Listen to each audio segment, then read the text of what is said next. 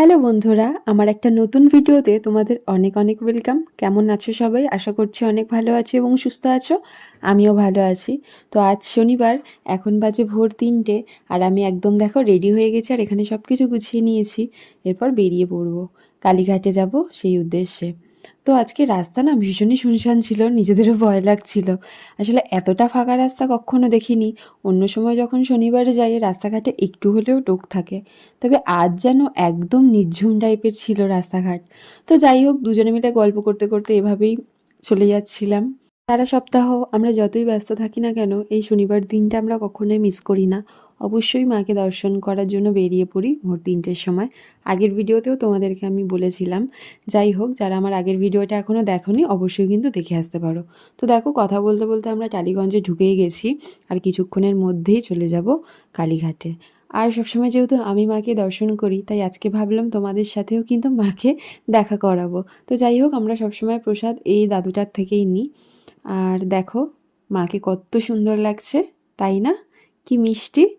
তো যাই হোক, এরপর পুজো দিয়ে কিন্তু বেরিয়ে পড়লাম বাড়ি যাওয়ার উদ্দেশ্যে। তো বাড়ি যাওয়ার আগে তো একটু চা খেতেই হবে, কারণ যেহেতু অনেক ভোরবেলায় ওঠা হয়, সেই জন্য মাথাটা একদম ধরে যায়। সেজন্য একটা বিস্কুট আর চা খেয়ে আবার রওনা দিলাম বাড়ি যাওয়ার উদ্দেশ্যে।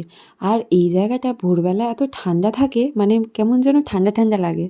তো যাই হোক, এরপর বাড়ি গিয়ে একদম রান্না চাপিয়ে দিলাম। আর আজকে রান্না বান্না ছিল একদম সিম্পল। একটা ডিম সেদ্ধ, যেটা আলু দিয়ে ভালো করে মাখবো পেঁয়াজ আর শুকনো লঙ্কা দিয়ে, আর তার সাথে একটা ডিম পোচ। এতে কোনো রকম নুনও দিইনি, আর খুব অল্প তেলের মধ্যে জাস্ট ডিমটাকে ভেঙে দিয়ে দিয়েছি। আর এই দেখো, আমার লাঞ্চ কিন্তু একদম রেডি। এখানে আমি একটুখানি ডাল নিয়ে নিয়েছি ভাতের মধ্যে, ডিম ভাজা, একটুখানি আলু সেদ্ধ আর আচার। এরপরে খেয়ে আমি একদম রেডি হয়ে গেছি, কারণ আর কিছুক্ষণ পরেই আমার ক্লাস রয়েছে। সেজন্য আমি রেডি হয়ে যাব। আজকে কি মনে হলো, সকাল থেকেই ভেবে রেখেছিলাম যে শাড়ি পরবো, তারপরে এত বৃষ্টি হচ্ছে আজ সারাদিন ধরেই, তারপরে আবার চেঞ্জ করেছিলাম মাইন্ডটা, যে না থাক, কুর্তি পরে যাব।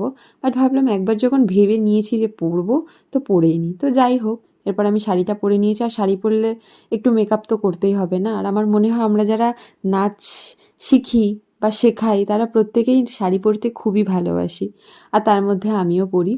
তো যাই হোক, এখানে আমি রেডি হয়ে গেছি। আর আমার চুলটা যেহেতু ভেজা ছিল, সেজন্য খুব বেশি টাইট করে এটা ওটা স্টাইল করে বাঁধিনি। সিম্পল একটা মাঝখান থেকে সিতে কেটে পিছনে গার্ডার লাগিয়ে নিয়েছি। তো চলো এবার যাওয়া যাক। তো আমার সাথেই আমার এই দুটো স্টুডেন্টও যায়।